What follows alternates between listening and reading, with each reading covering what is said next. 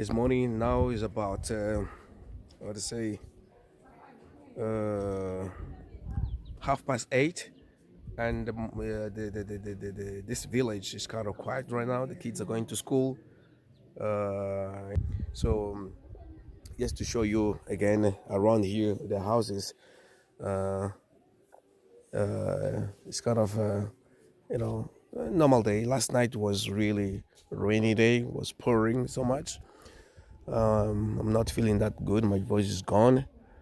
Yeah, but around here, as you can see, things are still running smooth as it is.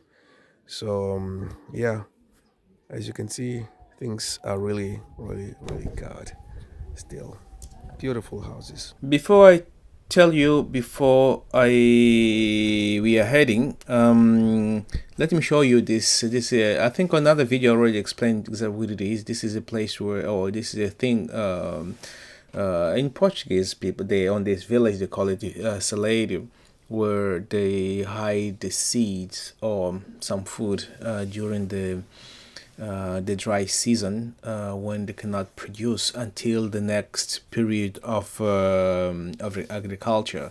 So here, because we came to visit and they want to serve us some peanuts, yeah, they just came up and then they're removing or taking a little bit for us. That's exactly what is happening here now. But anyway, right now we are heading away to the field. We are trying to work a little bit on the field to see exactly how they do work here in this area. Yeah, and then after that, we'll bring some cassava because that is a cassava plantation. Exactly what they do right in this village here. So yeah, I've got here my two nieces. Well, they don't want to come up to show always their face, so I will try not to film them because they're camera shy. But maybe at the end I'll be able to do when they'll be a little more comfortable. But right now, just we're going to this river. As you can see, like here to cross all the way, especially this period of time, is needed hard working because yeah of the high level of the this the grass, you know.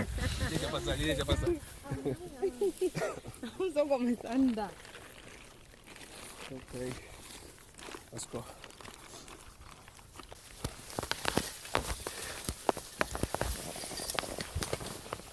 Here the grass is very high, man. It's very difficult to catch up with the people on the other side, man. It's really complicated here. Let's see if I can catch up and see them, see where they are. Oh my God. Yeah, normally what's happening here is they after the dry season, as soon comes the dry season, they end up burning all this grass. Well, they have been doing this for ages, you know, but I don't know exactly if this burning it doesn't create a problem on the soil, but it's apparently not. They've been happening for years and the years and the years. Maybe it doesn't. I mean, it's not a problem due to the fact that they don't use the soil that much that create a problem, erosion, if may say that way. So they burn, but on the next season when comes rain, automatically become green once again, and that's the way it goes, and that's the way they have been doing for years and years. Yeah, so and now we are going there is to work a little bit, but also to see because my uncle just gave me a piece of land where he encouraged me to come into agriculture, which is something that I've been thinking for many years, but I never got a chance to yeah to come and put the plans into practice, because I always been living away from this area. Then that's exactly the reason that I never get a much chance to practice agriculture. But it's something that I always wanted to do. So we are going there, trying not just trying, but to see how is this agriculture is. Here they're doing cassava.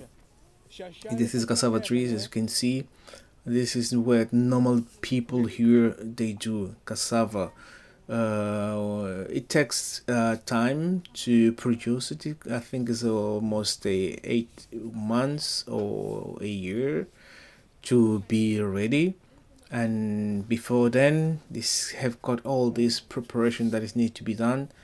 And after the preparation, then comes to this point. But at the end, at the end, I will be able to show you exactly when we reach the place, how what exactly the final product. But on the other video as well, because the way we went first to one place and after we went to another place. So what at the first place we went is to clean up the cassava that were already was produced. In this case, they were taken from the ground, put into the water, so they can have this a new transformation. That's exactly what. Yeah, it happens, and then at the end we'll be able to show you different on the next video. Then we'll be able to show you. I'll be able to show you this cassava, how is it is.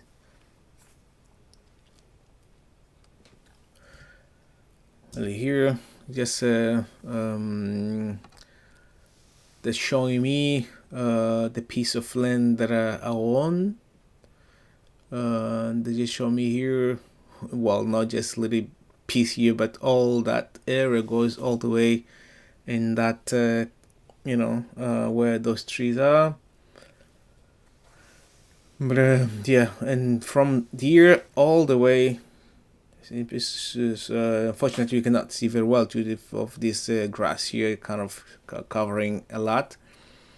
But there is a way big piece of land all the way to where those trees are, not here but all the way the trees are standing there. So that's exactly what yeah, it just happened here. As you can see, like the grass where it was burned, but now it's coming new grass. That's exactly always comes like that. You burn and come new grass. You burn and come new grass always. And so meaning this soil is really fertile and good for agriculture. And as you know that sub-Saharan countries are really good soil, or do they have a real good soil, but we are not capable of using the soil that we have. That's why we always importing food from the West. The governments does incentivize people, or the yes, to do agriculture, and yeah, and people see agriculture as a bad profession. And this is the entire continent. You've got this problem that agriculture is a bad profession. It's the same like a shoemaker. There are many people don't believe, not just don't believe, but they don't like to be a shoemaker, for example, or don't like to be a bricklayer.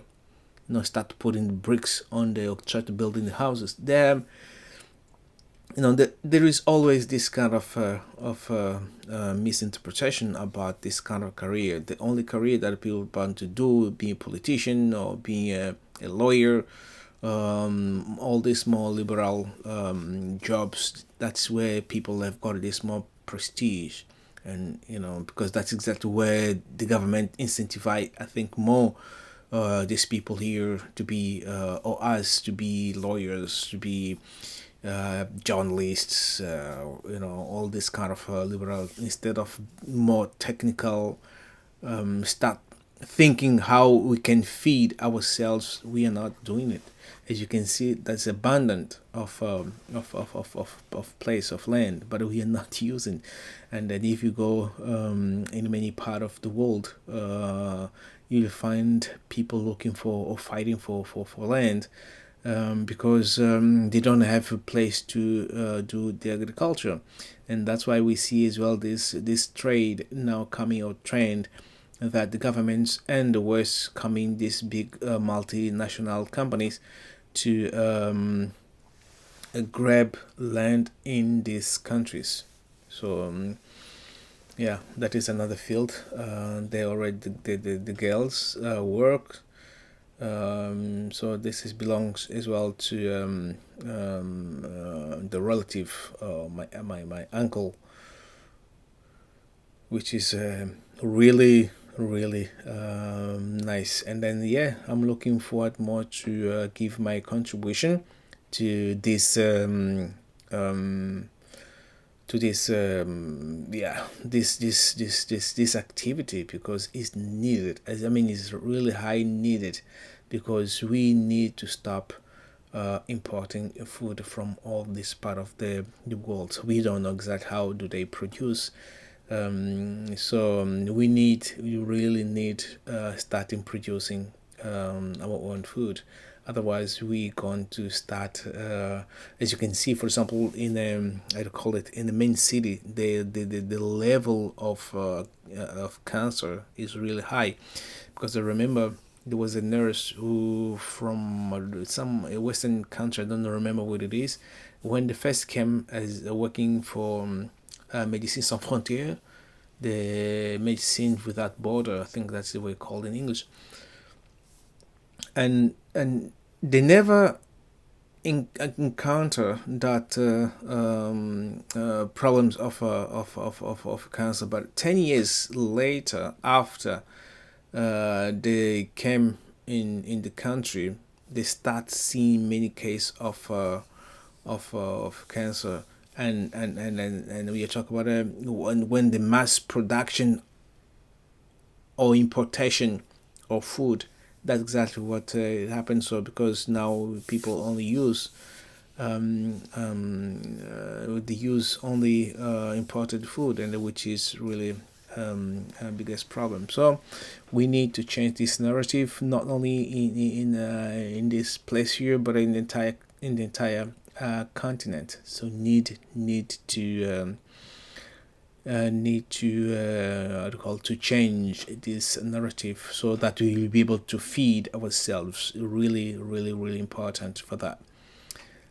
Well, yeah, and then also be encouraged for everybody to be involved in this field of agriculture. It's really vital. It's important. It's urgent. It is really, really needed. Real needed, right? So otherwise, we'll keep on being dependent. As we are not we are not independent. We are still dependent, especially economically and somehow political as well. Well, here is the place. We just arrived into the field.